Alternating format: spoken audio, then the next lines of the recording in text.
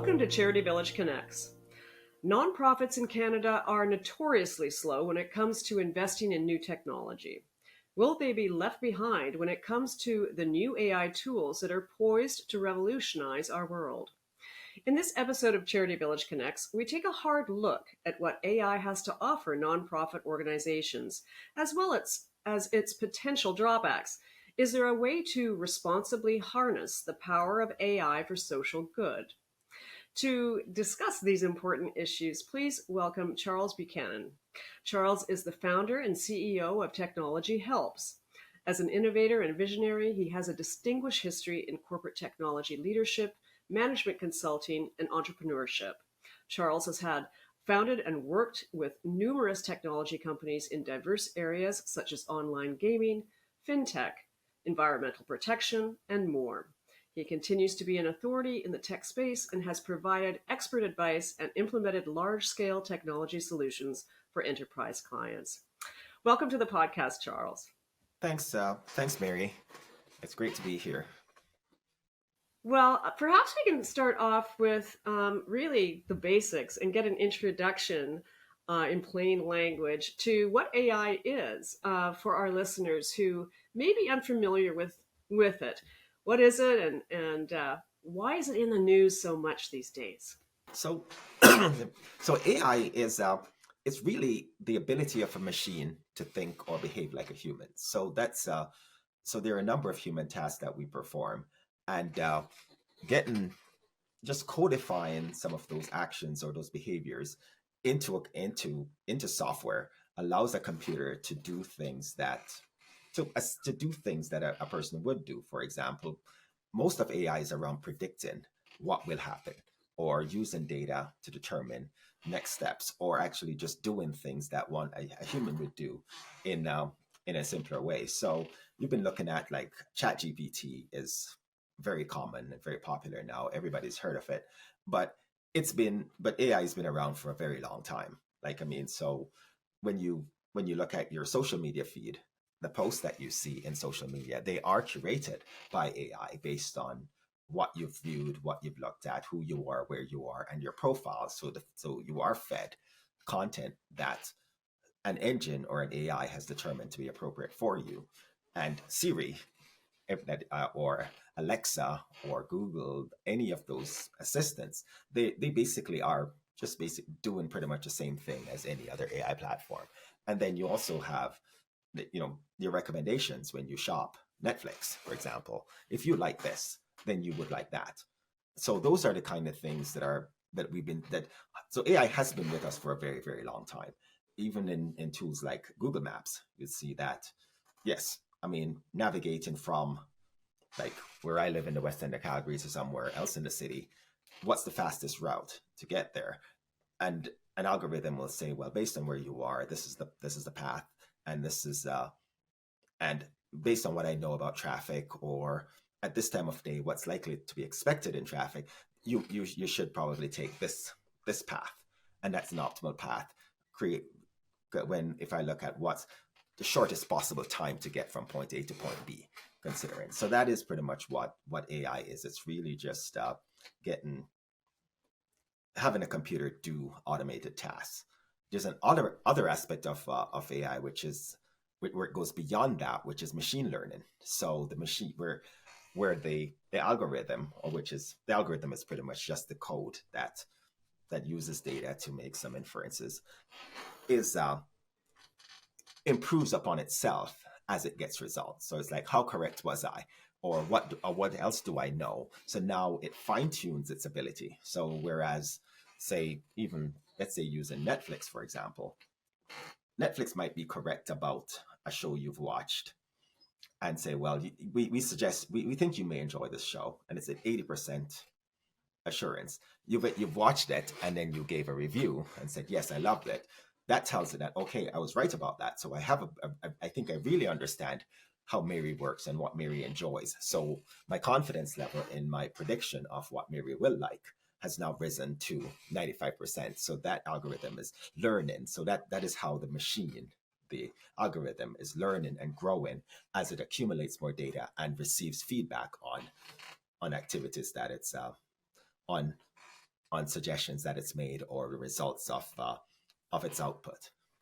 Yeah, I guess your point about it being around for a while is certainly an important one, and one that I've heard from other technology experts that say it's AI is not new, but I guess there's something new about what's happened recently in the sense that the sort of machine learning and the capacity for Chat GPT to incorporate um, the voice or being able to use normal language as opposed to coding to allow for anybody to actually input data into this program, which is part of the machine learning, and it gets better at it based on what you in a way train it to do or ask it to do. That's something new, isn't it? The actual work behind the scenes is not new. The only thing that, that what's new, and for people who work in that space, like, I mean, I started my career in AI a very, like, over 30 years ago, and it was, back then it was rudimentary. I call them, it's highly rudimentary expert systems, where you basically have a set of data, you have a set of rules, and you say if these conditions are met, then this is what's inferred. So it was basically just data, rules, and inferences, and that hasn't. And over the years, a lot has changed, and there's a lot of stuff around machine learning and neural networks that's happened over the years.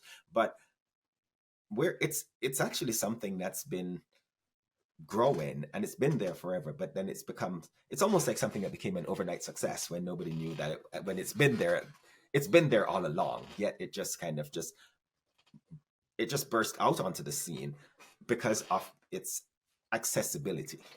And I think the accessibility around it was the fact that, yes, now we have tools that have been made generally available with an interface, a voice interface or a basic text interface in plain language, where it takes these commands and will produce and will deliver these results. But it didn't happen yesterday. It's been ongoing for years. Like, I mean, because we're ChatGPT 3, we're ChatGPT 4, so it's been going for a very, very long time, and even some of the older versions were quite rough, and they had less data sets to work with, and they were less accurate, or less frankly less entertaining, because if they were not easy to poll or easy to just give commands to, then the average person who's not writing computer code to access the algorithm would not be able to interpret it, or the responses would be coming in long form, or just in a form that's not palatable to the average user. So yes, there are some applications and some access to AI now that hasn't been there before, but it's been there for a while. And I think now what's happening now is great, because it's time some of these tools saw the light of day, or start really pushing, or for people to start looking at them and seeing what the potential is for the use of these technologies. Well, I want to go there, actually. I wanted to ask you, what are some of the opportunities that exist for nonprofit organizations who embrace AI? I mean, given the specific challenges that nonprofits have and what their goals are, where do you think some of the opportunities might be? So there are, like, they're the obvious ones. So it's I'll just, before I go into what the opportunities are for nonprofits, I'd probably just keep my commentary on the nonprofit sector fairly quiet, because nonprofits are, like, I mean, they are at a disadvantage technologically speaking, right? So technology helps our organization. We're in the business of ending technology poverty in this sector. So we work with nonprofits to help them to be more digital. And this digitization of nonprofit organizations is critically is very, very important work. And nonprofits, as a rule, they just do not have the resources, like resources as in money, but they also don't have the skills nor trained people. There are not very many nonprofits that have well-resourced IT department or data scientists, or all the the kind of things that you would see in large corporates. So nonprofits are starting from a place of from a deficit. They are behind they're starting in a bad place. So that's that's one thing. So the areas where we're seeing the most action or the most attention being paid, when I started thinking about, okay, how could nonprofits use it? The first thing that comes to mind, which is not unfortunate, but it's a unfortunate reflection of the state of the sector, is around fund development. It's like, this is our lifeblood. Nonprofits need to find ways to use this technology to make more money, so, or get more donations in the door. So yes, you've seen a lot of attention being paid to AI by the fundraising platforms or software companies that do that. And it's around, yes, you can use data to better understand your donor base and actually do more targeted campaigns for donations. So fund development appears to be where most of the attention is, but there's a lot of other things that nonprofits could be doing with AI. And yeah, you've seen the ones where I'm sure most everyone in an organization today has gone and said, craft me a job description or write me a basic memo or something that, so it aids in doing things that there are a lot of simple, I'm not going to say simple, a lot of traditionally administrative type tasks where a computer can do pattern matching faster and better than humans can. So it will go to a trove of data and just pull something together and say, I need a job description for this, or I need a memo that does this, or I would like to connect with these particular donors, a donor who has these characteristics or these attributes. I would like to communicate with them in this way, or a donor so there are things where it can do things a lot faster than humans. So there's the work automation where helps you get your job done faster. But there are some possible applications around the use of around how service is delivered, because a lot of nonprofit organizations, they are service businesses, and when you look at what's happening in the way of service automation in for-profit service companies, it's the use of things like chatbots, for example. And I don't know how people feel about chatbots in general. A good chatbot can be helpful, but it can be quite annoying if it doesn't understand, if it's not set up properly. So you welcome to my website. How can I help you? If you ask me, how can I help you? You better be able to help me. So it's don't just say, how can I help you? And then, oh, what would you like to know? And then request a whole bunch of data. You should, if I'm logged into your system, for example, you should know who I am. Do not ask me to enter my credentials if I'm in as a customer or a client of the service. So there are ways in which the technology could be used to facilitate the service delivery. Like in our organization, what we are looking at using AI for service delivery, but we're not going to be using it to interrogate users or to have any user interaction. We're going to use it to speed up the response rate or assist the service advisors while working with clients. So, for example, on our service desk, if you were to reach out to our service desk, and you're a client of our service, we'd know who you are, we'd know what equipment you're running, we'd know the problems you've had in the past, and those are things that a computer could get at much faster than the human clicking through screens, going into a CRM and searching for this. So it could basically present a scenario by saying, well, it's likely that this user is having this issue, or this computer is clearly end of life. It's running, it's a 5-year-old device and it's running Windows 10. So, and these updates have happened. It hasn't been patched. So there's a good chance that this. So instead of taking 45 minutes to an hour to diagnose the problem, the AI would have suggested to the advisor, these are the possible things that you might look at. So there are areas within service management and service and process automation that could be done significantly around that with AI. And those are things that they require thought about the process. It requires that we look at the work we do in objectively and not just get caught up in the language. Just saying, what is it that we're trying to do here? Yes, I'm trying to write a document about this, or I am trying to serve this person in this way.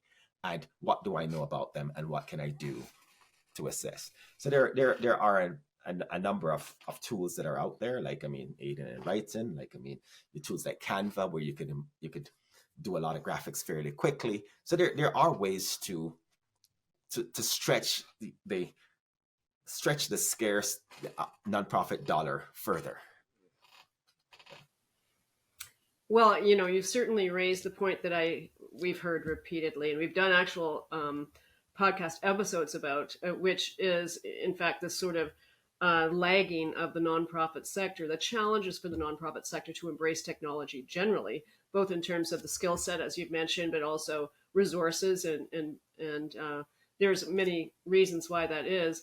But it certainly is a challenge, and one that a lot of people are concerned with, improving. And I guess, what would you see the barriers are for nonprofits to, if they see these advantages that AI could bring to them, what are the barriers for them to be able to bring them into their operations or embrace AI in a meaningful way? One of the challenges, it would be the technology deficit that currently exists within the organization. So they may not have equipment that could process or participate in that way. So that's one. Training would be the other. Not having the skills, and it's not, and there aren't very many nonprofit organizations that have people with extra time on their hands. So finding the time to learn these technologies, and I think the biggest barrier is the fact that the technology is changing so rapidly, and right now there's so many tools. There are a lot of AI things coming at people. So where do you, what do you standardize on, and how do you decide what's appropriate, and what's available, and what's accessible for your team? And then the other issue is turnover and the use of volunteers and flexible workforces. So there's not a lot of time for people to actually go and get current with tools before the tools move on. But the encouraging thing about that is that the people who are making these tools, they know that mass adoption requires that the interface or the accessibility be very straightforward. So people will not need to have to take a course on how to interrogate ChatGPT, or how to ask the right questions so you could get an AI response.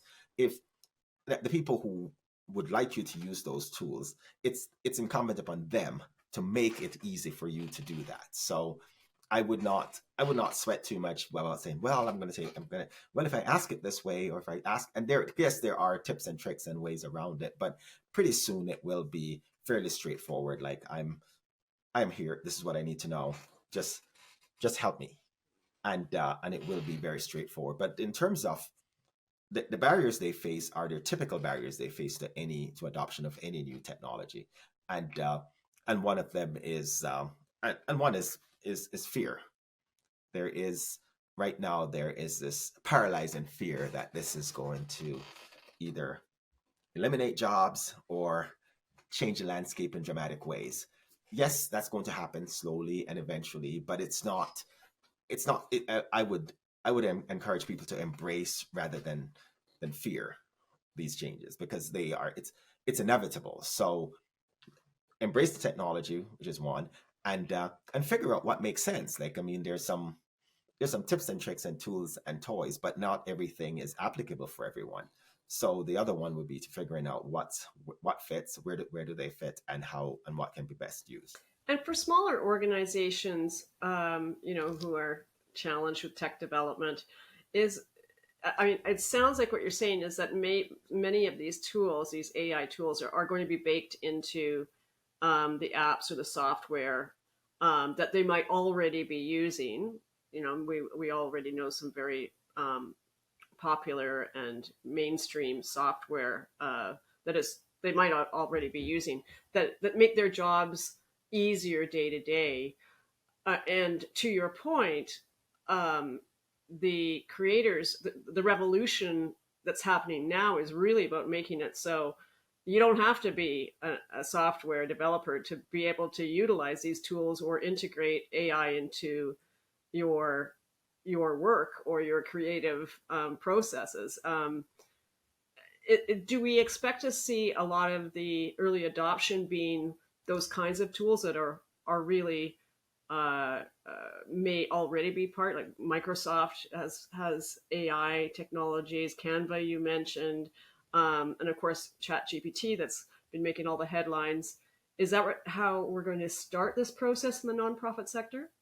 That's 100%. That is how that is the that is the one the probably almost the only way that these technologies will get adopted, other than because anything else would be people having time on their hands and an interest in playing around with something or applying certain tools in their jobs. But yes, these tools are going to be readily available, built into things. Like, I mean, so if there is a way for AI for AI and algorithms to supplement a tool or to make a process to improve a process, shorten a process, make things fast, then absolutely they will be built in. And then there will be, and right now there's once there will be user level tools built into some of these, where it's like you can just back in the day when you could build your own reports, when you've been given an application, it comes with a set of canned reports, and you get a report builder, you could build your own reports to customize it to suit. There will be cases where yes, you have access to the AI, and you could tweak it to a plot. You could basically customize it, or I wouldn't say customize it, more like just make it fit for your own organization. So it might have a set of rules coming. It's like, well, my business process isn't exactly like that. Maybe I should just change that, and that will be done through basic drag and drop interfaces. So you don't have to be a coder. You don't have to go in and say, I'm going to reprogram this AI. I'm going to redirect it to something else. So there will be applications of it, and the people who are going to be most successful will be the ones who are most curious and most open-minded about the work they do, and what they're ultimately trying to accomplish in the way of impact. Now, I spoke to another tech expert who works in this space and with a lot of nonprofits as well, and his perspective was really nonprofits have to get into it. Like in 2 years' time, things could change so quickly. They could be even further behind from a technological perspective, and I guess an efficiency perspective that AI brings, than they might be already if they don't actually take initiative and start exploring it. Do you see that same urgency? I see the gravity, but not necessarily the urgency. So it is changing, and it is changing fairly rapidly. However, we do have to appreciate the existing infrastructure and the analog system that we exist within. So when you think about the whole the nonprofit sector and the structure from where funding comes from to there's funding from foundations and donors, then there is program delivery and fundraising, program delivery, evaluation of results, and around it's that entire value chain is not going to get disrupted automatically by the introduction of some technology, right? So yes, these technologies are naturally disruptive, but for it to have the real changes that we're going to see globally or throughout the industry, it will be happening at various levels. And yes, there are things happen, and I mean, we're probably verging on some of the dangers around AI, but it's we need to understand, nonprofits need to understand what, and the reason why it's not going to happen that quickly is that the data is not there to support it, right? AI feeds on data, and right now there are not very many there's no consistency in the data that's collected. So if I were to find data from numerous agencies, they would not be there would be misalignment. So fortunately for the sector, it doesn't have the data isn't clean enough for rapid AI growth in some areas. So, for example, comparing different agencies around their outputs or their impact or their outcomes, it's rarely consistent because funders do not require common measures. So that's one thing that's going to stop. That's slowing the demise or the disruption. That's basically tempering the disruption in the sector, is the fact that it's the data situation is so primitive and so unstructured. It's such an interesting, oh goodness, it's a glass half full, half empty kind of situation to analyze too. In terms of it being potentially giving us a little more time because the data's not there and it's bad data, and on the other side, not having the good data where we could actually have AI really make revolutionary changes that we fundamentally need, I guess, within the nonprofit sector. But you're kind of leading into something that I wanted to explore as well, that clearly this is not something as exciting as it is. It's not without its own issues and drawbacks. And I guess I'd be curious to learn, particularly in that case of a nonprofit where, frankly, you're dealing with, on a day-to-day basis, in many cases, very sensitive data, from the personal information about clients to information about funders and government funding, as well as information related to individual donors and those banking or financial transactions. So I guess are there sensitivities and I guess vulnerabilities when we start thinking about AI and where this data is coming from in terms of using AI that could be actually problematic for nonprofits if it's not done right? Absolutely. Like it's on the data side, like I mentioned that AI feeds on data and requires data. And I'm in the tech community, there are some private companies that are fortunate enough that they actually take the AI engines and they keep it behind their corporate firewall. So they use the engines to do data manipulations, but they do not share their data back into the public, into the domain. So they commercially available or the publicly available engines that you use will not have their data factored into it, right? Nonprofits are probably not that sophisticated, nor that, So, for example, you say, I'm going to craft a job description, and you say, well, tell me about your company so we could best suit you. You've now added to the pool of data all kinds of information about your organization and probably about the position, and said, well, so if we're to really do it properly, tell us about your salary ranges, tell us about your whatever. And so yes, there's a risk of oversharing, as it were, data in the interest of getting something back. Because if I don't share any information with the system, it's going to provide me fairly rough and fairly crude assistance. So the more it knows about me, the better it can help me. The more it knows about me comes with a potential downside. It comes with a downside around how secure is this? I mean, there's what happens if whoever's providing that application gets breached in some way. It's now got all kinds of things, and if we're irresponsibly or unknowingly trying to use use these things to assist in service delivery, for example, we could be exposing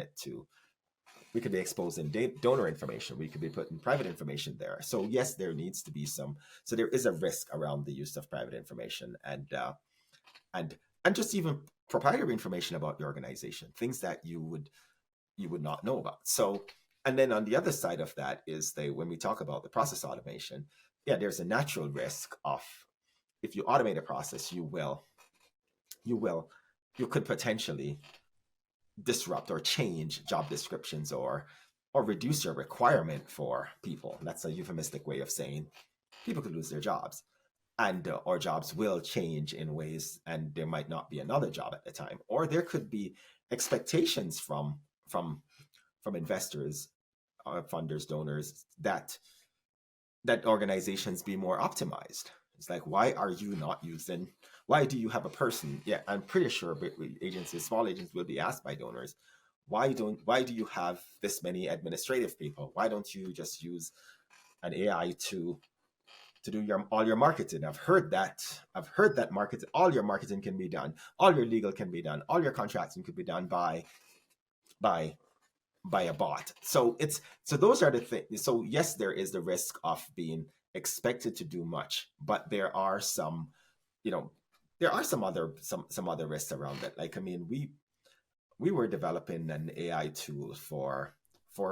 investors around impact, and we were going to be assisting investors or donors, foundations, in identifying what organizations are having the maximum impact in certain areas in the community. So if you wanted to find out if I have $100,000 to donate to invest in youth services or food security, which organization should I give it to? And it was going to be using data around the community and impact information, or whatever output information or information that could be gleaned from these organizations, and then we would give them a score and say to an investor, you should put your money into ABC Food Bank or XYZ Food Pantry or wherever, because that they're having the maximum impact. And we pulled the plug on that project last year because it was ethically flawed. Because for one, the system did not. If you do not have enough data in the system about you, you are naturally disregarded or minimized. And so the smaller organizations that did not have a history of data, did not have sufficient reporting or data available, they were marginalized, and they were seen as not effective providers, even though they were. And it was one of the use cases was around food, and we built it and we tested it, and it was all the ethnic food pantries or places that provided culturally sensitive foods. They were basically deemed uninvestable. Like, I mean, you should not put your money there because these organizations are not efficient. And what rules? And so we started asking a lot of questions, like, how do we determine what rules? Who makes the rules around what's impact or what's important? And why does it favor the organizations that have history of data? And then, but what we also found, which is what was most disturbing, was how keenly interested some of the investor types or donor types were in that, because they wanted to pick winners and losers, and they wanted something that would do it for them. And it was like, no, we can't. I said, no, we cannot put this. This tool would be an irresponsible thing to put out there. So it was a very difficult decision, because it was an exciting tool. It had potential to grow and do things, but the data was just not there to support to make it true, not to make it actually, because it was a deception. And so we pulled the plug on that one. So there are things like that in development, and I'm not saying we pulled the plug on ours, not everyone did. So there are tools being used, and so nonprofits have to be mindful of what data about them is being used, and so the decisions you make within your organization, these are the things that we do with it.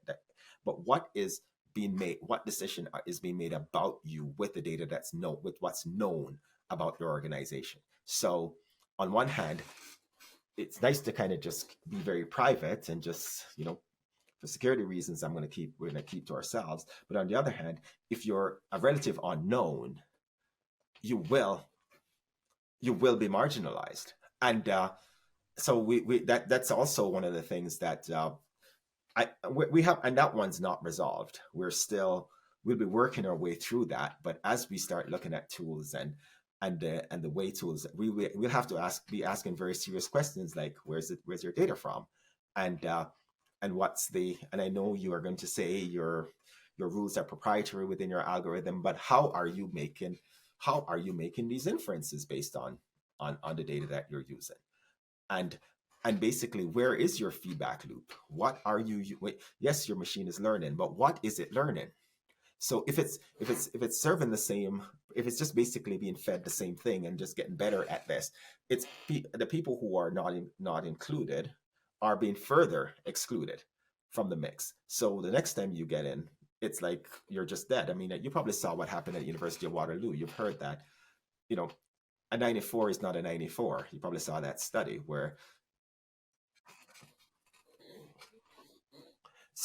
so for example, it's so the University of Waterloo engineering department, they, for their admissions, they basically they do something with this. They adjust your high school scores based on the your likelihood of success in the program, and that's based on whether, if they're people from your school, how did alumni from your high school perform in their program.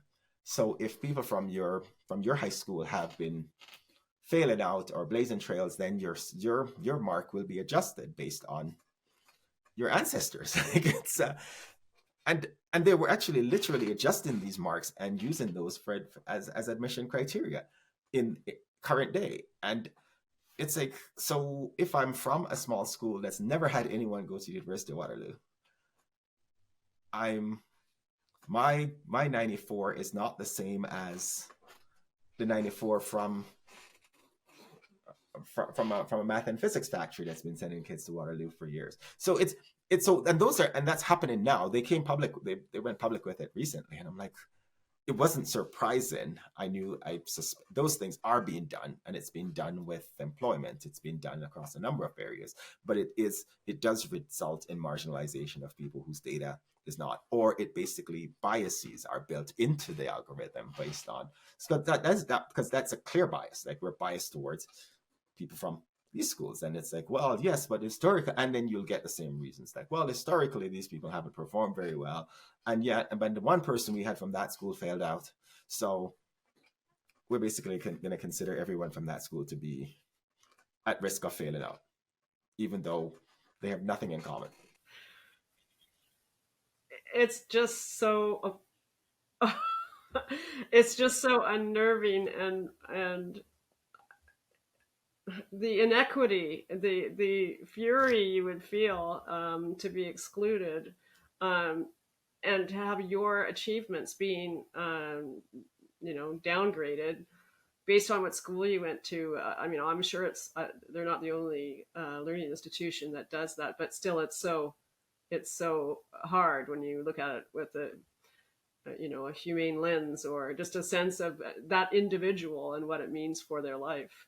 But you've talked about such excellent examples in terms of some of the ethical issues around this, and it goes back to this idea, I guess, and we've heard it for a long, long time, that garbage in, you get garbage out, in terms of what's inputted and the data that goes in. I guess the other piece of it is, especially as you've described, the artificial intelligence is learning as it goes with the new data that's being put into it.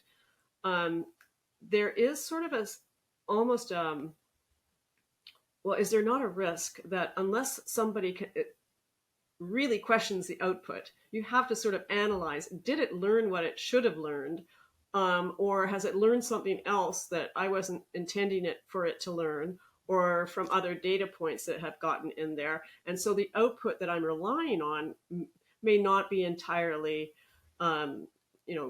justifying my faith in the actual data that it's putting out, or the solutions that it's providing me. There's a real issue around how one is capable of analyzing or having oversight, or having transparency in terms of what how it's making the decisions and what it's learning. Am I kind of on the right track here? I'm certainly not an expert like you. No, no, it's yeah, you are on the right track, and it's actually one of, and it's and it is one of the biggest risks around this, in that, yeah, the government, like the U.S. government, has come up with a set of rules, and they would like around ethics and around what should be done, but there is no central body that certifies. These are not certifiable or certified applications, and they change every day, and a lot of and people hide behind, or not as they hide behind proprietary. It's like, well, how my algorithm works is really up to me, and what it learns is how it should is really not something that we should necessarily share. But also the the resources or the skills required to actually audit, or keep these things in check. Like, I mean, you have very large companies with the best and the brightest just going hard at this, and it's learning, and it's pushing, and it's automating things, and it's making things faster and easier. And and as consumers, we're just at it. Like, I mean, so we're less likely to question a new tool than we are to be the first on it. So we never we I mean we've had our data harvested and used and abused for years, and we've by social media platforms and other places that we subscribe to, and we've done very little about it, right? Yes, you may have a hearing with the government, or an inquiry or something, but nothing ever really comes of it, because there isn't really because, one, government doesn't understand tech is probably the short answer, and can they regulate something? Like, the rules are, it has to be done differently, and I think it has to be a bunch of responsible people, or a code of responsible conduct needs to be adopted within technology providers to say, we will not do these things. But speak back to your point, where things are, what does it learn? Like, I mean, and how ethical these things are. Like, I mean, the validation of some of these tools and the learning, some of that was outsourced to underpaid people in Kenya. And so how does that, and then the other part of it was, I think they had a number of people who were validating AI responses, and they used an AI tool to do that, to do the job. So it basically just became quite circular, and quite insular. Like, I mean, and the biases were already, it was basically validating itself. So one would say, yes, the best way to check these tools, the only thing that could do it as fast and validate or verify, would be tools like that. And then we're wading into very, very dangerous territory, and we should be very afraid. Terrifying what you just described. It's like the the snake eating its tail, or whatever. And this is kind of wow, you've made me, my head's blowing up right now. If we get back to the nonprofits that are thinking about AI and helping them deliver on their mission in more efficient ways, the example you gave of the program that you were working on, that you built, and the ethical issues that came up with you, and why you pulled the plug on the project. I mean, that is a really fascinating example of where ethical considerations are really pivotal when you're using AI as part of, something to do with charitable or impact work, that fundamentally, its whole purpose is to make things better. And where you saw that the AI tool could have made things a whole lot worse, in terms of reducing the number of people it ultimately could have that ultimately could have benefited from those food banks and other food agencies. Can you kind of talk about um, what are your feelings about that, and what is your perspective after having gone through that experience yourself? So having gone through that, it was from a pure technical standpoint, it intensified my interest in AI. Like I started my career in it many years ago, went the long corporate route, ended up in the social sector 7 years ago with this organization, and we've been mindful of it for a very long time. But now I realize that it's critically important that my role shift from being technical to being more political and advocacy, where we need informed people without a commercial bias at the table. Someone needs to be looking out for the social sector.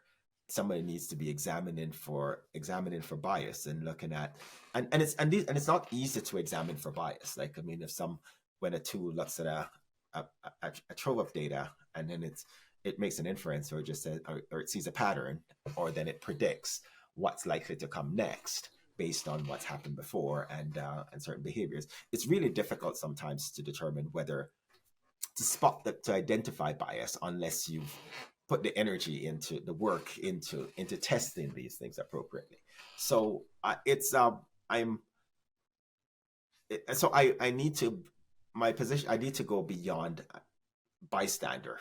Like, I mean, this is there are a lot of very capable technical people who understand the technologies inside out, and we have to speak up, and we have to be there and try to find ways to make this ethical or just moral in some sense. Like, I mean, it's because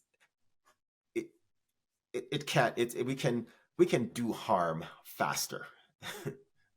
And I guess, so what do you kind of conceive of? I mean, do you see that the nonprofit sector requires a sort of a body that would support nonprofits in understanding the risks and the ethical considerations? Or do you think there needs to be some sort of oversight in terms of auditing what is being used and how it's being used?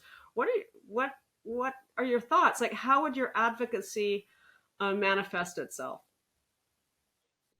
Well, I think in one, I think it needs to, first and foremost, the impact on the nonprofit sector.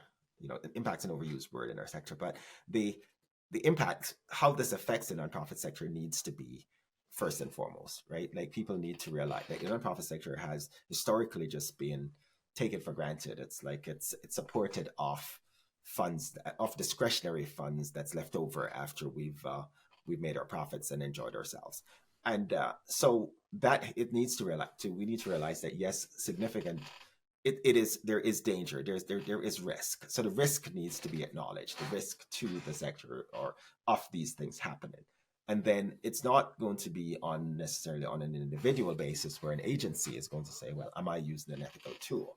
But the tools that are made available or being used should go through a process of, call it what you will, audit or certification. You know, like it's yeah, I don't know if an ethical certification, but a test. Like, I mean, to say, well, have you considered all these things in the production of your tool? Have you validated your data sets? Have you, like, are you willing to? I mean, even just asking would you be open to an examination of your system for bias? And so those are things. That's, I think, where we could start awareness of them, making it up, and then using whatever tools we have at our disposal from a power, because there are people who care deeply about the work that's been done in the sector.